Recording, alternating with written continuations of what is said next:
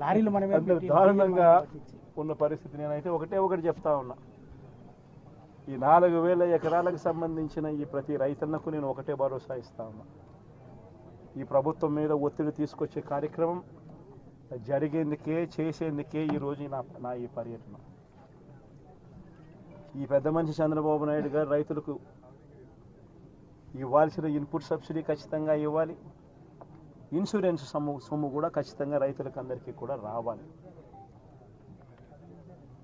ఏ రైతన్నకు కూడా ఇవి రాని పరిస్థితి ఎక్కడైనా ఉంది అని అంటే మాత్రం ప్రతి రైతన్నకు నేను ఒకటే చెప్తా ఉన్నా, కళ్ళు మూసుకుంటే సంవత్సరం అయిపోయింది, ఇంకా కళ్ళు మూసుకుంటే మరో 3 ఏళ్ళు ఓపిక పట్టండి, వచ్చేది మన ప్రభుత్వమే.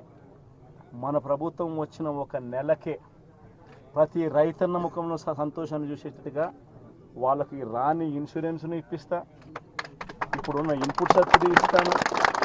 ఇవ్వడమే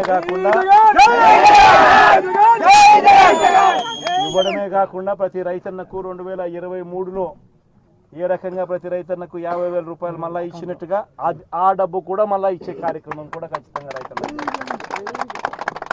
ప్రతి రైతన్నకు నేను భరోసా ఇచ్చి నేను ఈ విషయం చెప్తా ఉన్నా.